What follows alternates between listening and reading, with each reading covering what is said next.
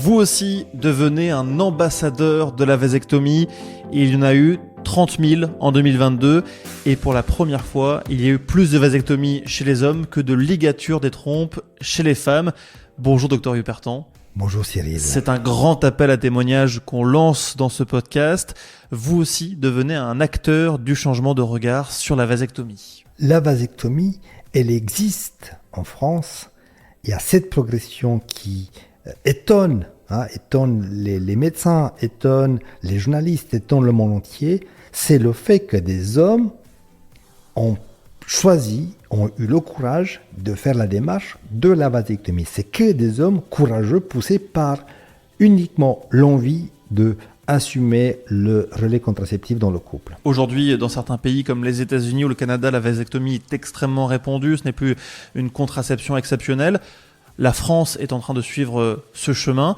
Et vous êtes tous collectivement, en ayant choisi la vasectomie, acteurs de ce changement ? On est tous, parce que c'est une question de réseau, question de rassurer. Donc on a besoin de témoignages, on a besoin de conseils, on a besoin d'encourager les couples dans ces démarches de contraception par vasectomie. Et vous êtes le mieux placé pour raconter votre histoire, que vous soyez un homme ou un couple. On veut vous entendre dans ce podcast sur à peu près tous les sujets, que ce soit en amont de la vasectomie, la préparation, durant l'opération, le post-opératoire, que ça se soit bien passé ou au contraire, s'il y a eu quelques difficultés. En fait, tous les sujets nous intéressent, docteur.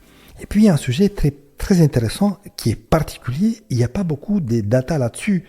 Quelle est la perception des femmes ?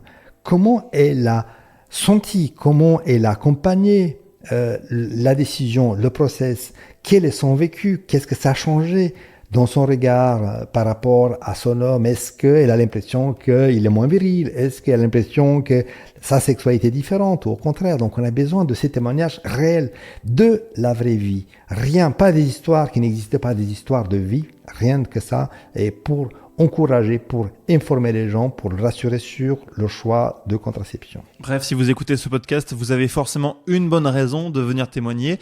Alors, vous nous écrivez audio@hupertan.com, hupertan.com.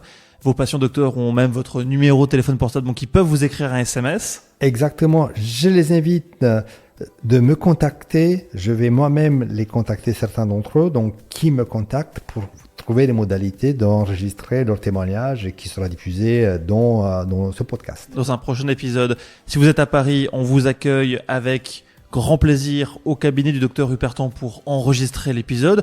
Si vous n'avez pas envie de vous déplacer, on peut également faire ça à distance via téléphone ou via une application comme Zoom ou Skype, c'est possible. Et puis docteur, les histoires les plus percutantes, les plus marquantes qui seront racontées dans ce podcast feront l'objet d'un livre. Oui, c'est un projet qui tient à cœur de faire un recueil d'histoires de vie et d'histoires des couples sur la contraception, le vécu, la perception, ce qui a changé. Espérons-le, ça va aboutir à la publication d'un livre. On attend votre témoignage dans ce podcast, que vous soyez un homme, une femme, un couple, on veut vous entendre. Alors n'hésitez plus, écrivez-nous audio@hupertan.com. À très vite docteur. À bientôt.